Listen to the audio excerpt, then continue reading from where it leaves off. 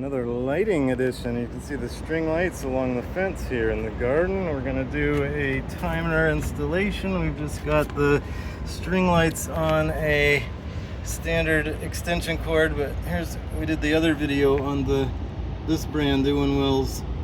Very easy to set. That was a great video. And then so I like that it was so easy. I got the Doing Will's brand timer just for the, okay, so that's the low voltage one, and this is the 110 regular voltage one, where you can just plug the string lights into, or an extension cord. This is like a Christmas cord for string lights that are zip tied to the fence around the perimeter. And so really simple. See, it's off, on. I don't know if you can hear it click, but you can see the light also off, on. And then it's middle of the day, but you can see on. These are on. That's on. And when we go to off, that light goes off, and then these are off. Well, maybe you can't tell during the day, but I can tell because they do have that filament inside. Let's see if we can do it by this way. If you can, I gotta reach.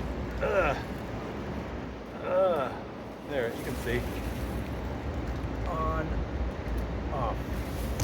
Okay, so that's really also very simple because it's got the sensor. So this one is for the low voltage, and it was set to go for when the sun goes down.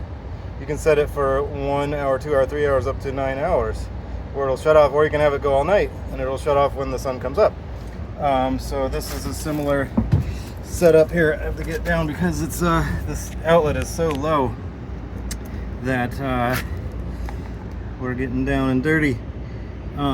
You can set this one. The other one goes by 1 hour. This goes by dawn to dusk, or dusk to dawn, all night, or it only goes in 2 hour increments. The low voltage goes by 1 hour. This goes by 2 hours.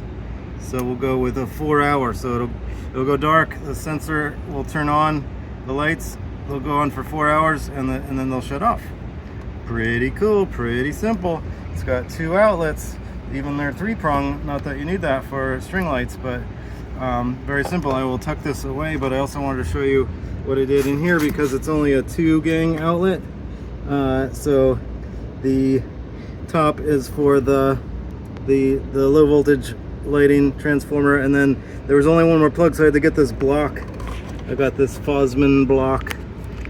It's got 3 outlets on the outside. It turns a 3-prong into 3, because these are all 3-prongers that prong into this prongation situation. And but they go like sideways, which is weird. I thought they would go down, but so you can only go 1 and then 2, and then I gotta do the holding the things with the phone. 1, 2, and then there's a third one, but you can't do it because it just jams right into the wall. So it's really quite dumb. I suppose I could do this straight one, but this bubble cover is only the 2-gang size, so putting something on the side, it's not going to fit. It doesn't even really close with the extended piece out there, but we're going to piece out with it and hope that doesn't get too much rain splashing in there to short everything out. It's on a GFI, so it should be fine. But that's the whole kind of gist and story of the Dual, I don't know if you call it high voltage, but the 110, 120 volt goodness.